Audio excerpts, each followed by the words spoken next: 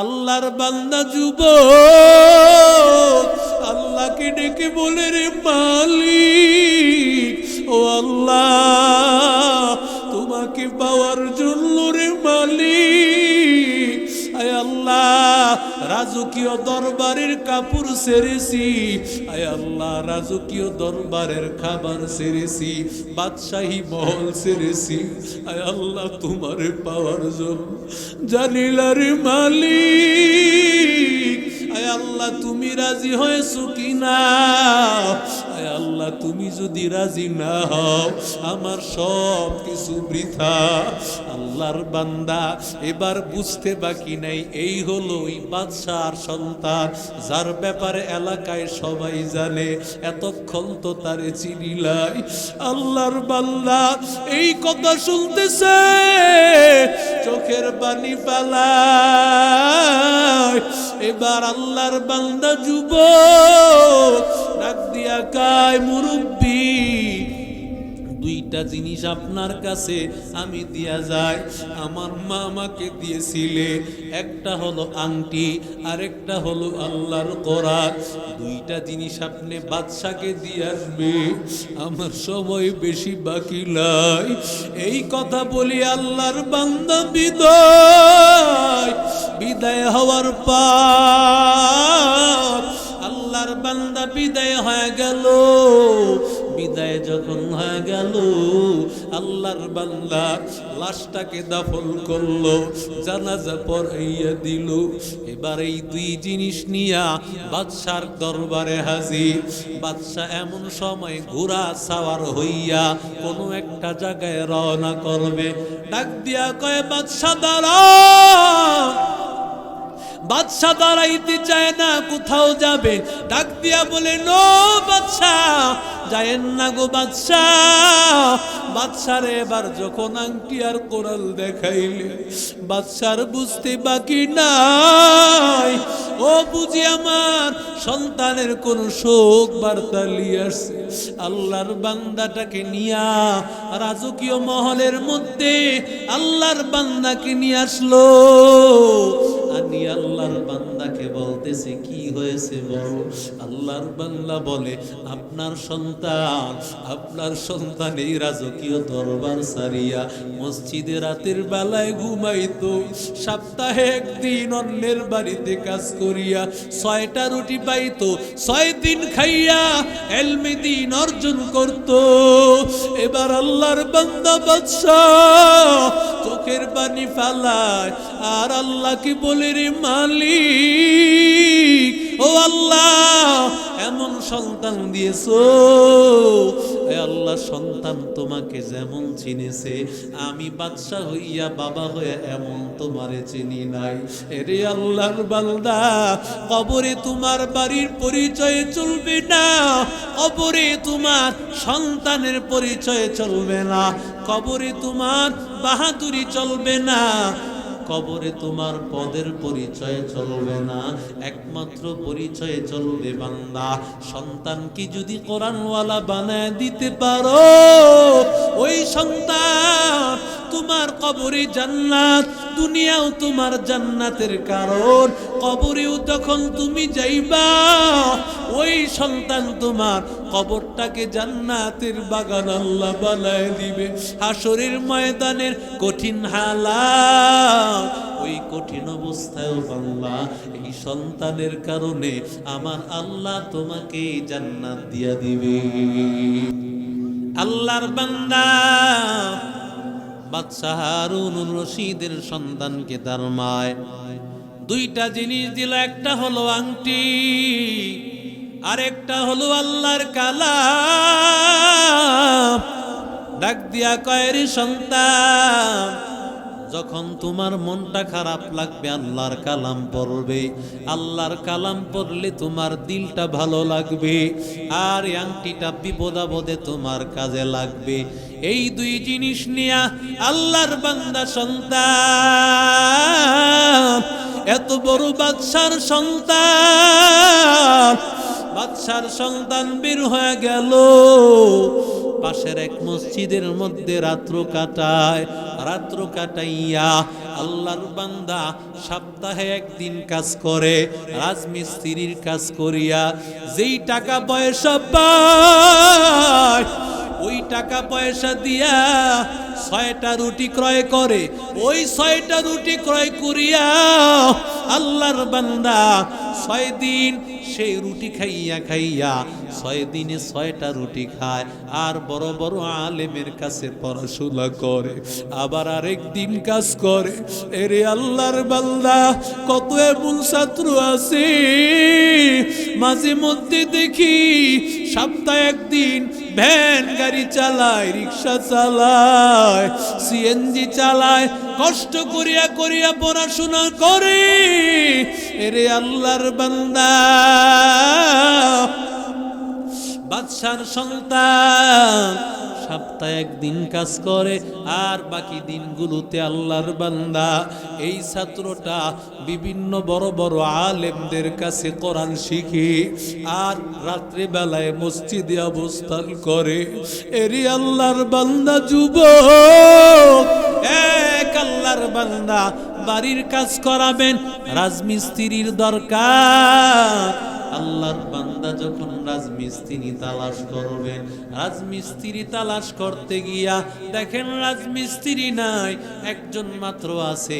চেহারাটা এত সুন্দর, প্রিন্সের চেহারা, যেন চেহারাটা মনে হয় একটা ফেরেশতার চেহারা, কারণ সে তো বাদশার সন্তান, তার চেহারা তো যেমন তেমন চেহারা হবে না। চিন্তা করলেন এ তো রাজমিস্ত্রি হবে না। ডাক দিয়া কইরে যুবক, তুমি কি কাজ করবা নাকি যুবক? আল্লাহর বান্দা যুবকটা ডাক দিয়া কয়, কেন করব না? আল্লাহ তাআলা লাকাদ খালাকনাল ইনসানা ফি কাবাদ, মানুষকে তো আল্লাহ কষ্ট করার জন্যই বানাইছে। আল্লাহর বান্দা ডাক দিয়া কয়, মা হাযা ইল্লা বাশারা ইন হাযা ইল্লা মালাকুম কারীম। এত সুন্দর চেহারা, এত সুন্দর চেহারার মানুষ তো ফেরেশতা হবে। এত সুন্দর চেহারার মানুষ কি রাজমিস্ত্রির কাজ করতে পারে নাকি? এরে আল্লাহর বান্দা, এবার রাজমিস্ত্রির কাজের জন্য নিবে 2টা শর্ত। 1 নম্বর শর্ত, আমি কাজ যেই পরিমাণ করব পারিশ্রমিক দিবা, পরিপূর্ণ পারিশ্রমিক দিবা, কমও দিতে পারবা না, বেশিও দিতে পারবা না। 2 নম্বর শর্ত, আজানের যখন সময় হয়ে যাবে, নামাজের ওয়াক্ত হয়ে গেলে আমারে আটকায় রাখবা না, আমি আমার আল্লাহর সাথে মোলাকাত করব। এরে আল্লাহর বান্দারা 2 শর্ত নিয়া আল্লাহর বান্দাকে যখন বাড়িতে নিয়ে আসলো, সন্ধ্যা বেলায় তাকাইয়া দেখি আল্লাহর বান্দা যুবকটা একা এত পরিমাণে কাজ করেছে, 10 জন 20 জন মানুষও সেই কাজ করতে পারে না। খুশি হয়ে পারিশ্রমিক বাড়ায় দিতে চায়, না না বেশি নিব না। আল্লাহর বান্দা চলিয়া গেল। চলিয়া যাওয়ার পরে 2য় দিন আবার যখন গেছে, দেখে সেই জায়গায় নাই। কিরে সেই যুবকটা কোথায়? এ তো যুবক না, এ তো হলে তালিবুল ইলম, মাদ্রাসার ছাত্র। এই ছাত্রটা মসজিদে থাকে, রাতের বেলায় মসজিদে ঘুমায়, আর সপ্তাহে একদিন আল্লাহর বান্দা কাজ করিয়া 6টা রুটি কিনিয়া 6 দিন খায়, আবার সপ্তাহে একদিন কাজ করে। পরে পাইতে হইলে আবার 1 সপ্তাহ পরে পাইবা। চিন্তা করলো ওরে দিয়ে আমি কাজ করাবো। 1 সপ্তাহ অপেক্ষা করিয়া আবার যখন তারে পায়া গেল, তারে নিয়ে আসলো। চিন্তা করলো এবার দেখবো আল্লাহর বান্দা এত কাজ কিভাবে করে। আড়াল থেকে তাকাইয়া দেখতেছে আল্লাহর বান্দা যুবক খামিরা বানাইতেছে। ইট সিমেন্ট বালু দিয়া খামিরা বানায়, খামিরা বানাইয়া ইট দিয়া যখন বান্দা সল করে, সল করিয়া ইটটাকে সমান করে, দেখে আল্লাহর বান্দা খামিরা বানাইয়া রাখিয়া ইটটারে রাখে, অটোমেটিক একটা ইটের সাথে আরেকটা ইট লাগিয়া যায়। আল্লাহর বান্দা যুবক তাকাইয়া দেখতেছে এমন হালাত, এত সাধারণ কোন যুবক না, এত বড় আল্লাহওয়ালা বুজুর্গ, ওরে দিয়ে আমি বাড়ির কাজ করাইব। আবার 1 সপ্তাহ পর্যন্ত অপেক্ষা করলো। 1 সপ্তাহ পরে গিয়া দেখে ওই নির্দিষ্ট জায়গায় যুবক নাই। আল্লাহর বান্দা ডাক দিয়া কই, যুবক কই? কয় ওই যুবক মসজিদে থাকে, আজকে কয়েকদিন অসুস্থ হয়ে পড়িয়াছে, এমন কঠিন হালাত, জ্বরে আক্রান্ত হইয়া।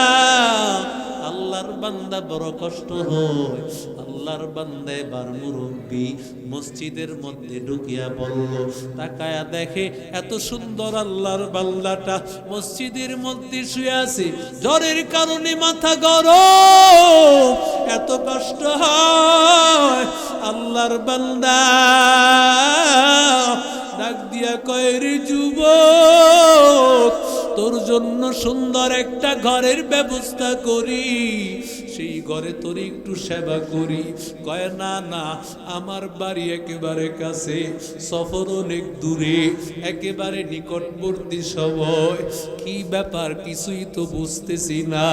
আল্লাহর বান্দা যুবক আল্লাহকে ডেকে বলে, রে মালিক, ও আল্লাহ, তোমাকে পাওয়ার জন্য রে মালিক, আয় আল্লাহ, রাজকীয় দরবারের কাপড় ছেড়েছি, আয় আল্লাহ, রাজকীয় দরবারের খাবার ছেড়েছি, বাদশাহী মহল ছেড়েছি, আয় আল্লাহ, তোমারে পাওয়ার জন্য।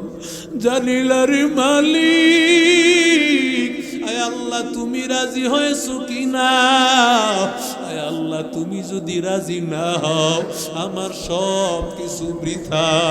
আল্লাহর বান্দা এবার বুঝতে বাকি নাই, এই হলো ওই বাদশার সন্তান, যার ব্যাপারে এলাকায় সবাই জানে, এতক্ষণ তো তারে চিনিলাই।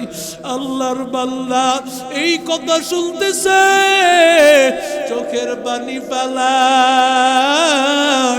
এবার আল্লাহর বান্দা যুবক ডাক দিয়া কয়, মুরব্বী, 2টা জিনিস আপনার কাছে আমি দিয়া যাই, আমার মা আমাকে দিয়েছিলে, একটা হলো আংটি, আরেকটা হলো আল্লাহর কোরআন। 2টা জিনিস আপনি বাদশাকে দিয়ে আসবে, আমার সময় বেশি বাকি নাই। এই কথা বলি আল্লাহর বান্দা বিদায় হওয়ার পর আল্লাহর বান্দা বিদায় হয়ে গেল। বিদায় যখন হয়ে গেল, আল্লাহর বান্দা লাশটাকে দাফন করলো, জানাজা পড়াইয়া দিল। এবার এই 2 জিনিস নিয়া বাদশার দরবারে হাজির। বাদশা এমন সময় ঘোড়া সাওয়ার হইয়া কোনো একটা জায়গায় রওনা করবে। ডাক দিয়া কয়, বাদশা দাঁড়াও। বাদশা দাঁড়াইতে চায় না, কোথাও যাবে। ডাক দিয়া বলে, নো বাদশা, যায়েন না গো বাদশা।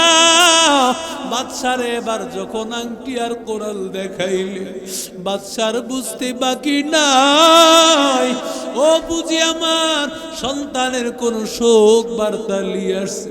আল্লাহর বান্দাটাকে নিয়া রাজকীয় মহলের মধ্যে আল্লাহর বান্দাকে নিয়ে আসলো।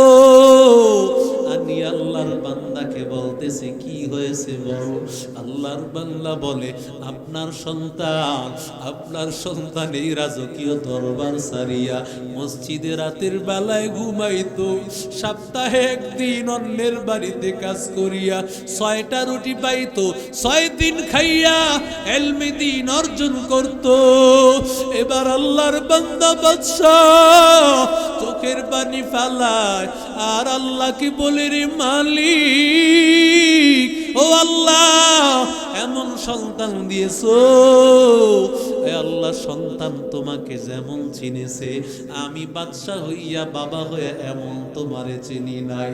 এরে আল্লাহর বান্দা, কবরে তোমার বাড়ির পরিচয় চলবে না, কবরে তোমার সন্তানের পরিচয় চলবে না, কবরে তোমার বাহাদুরি চলবে না, কবরে তোমার পদের পরিচয় চলবে না, একমাত্র পরিচয় চলবে বান্দা সন্তানকে যদি কোরআনওয়ালা বানায় দিতে পারো, ওই সন্তান তোমার কবরে জান্নাত, দুনিয়াও তোমার জান্নাতের কারণ। কবরেও যখন তুমি যাইবা, ওই সন্তান তোমার কবরটাকে জান্নাতের বাগান আল্লাহ বানায় দিবে।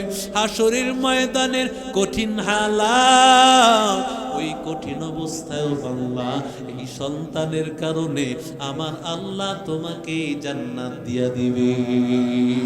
এরে আল্লাহর বান্দা যুবক, অনেক ছাত্ররা এই মাদ্রাসায় তাকাইয়া দেখো, অনেক ছাত্ররা এই মাদ্রাসায় পড়াশোনা করে, গরিব ছাত্ররা অনেক, এতিম ছাত্ররাও আছে। মাদ্রাসার একটা স্থায়ী জায়গার দরকার। এই জায়গাটার জন্য এমন কোন আল্লাহর বান্দা আছেন নাকি মা বাবা দুনিয়াতে নাই? মা বাবা আজকে যদি থাকতো, মা বাবার হাতে বান্দা 10,000 20,000 টাকা দিলে কলিজা দিয়া বান্দা তোর জন্য দোয়া করতো।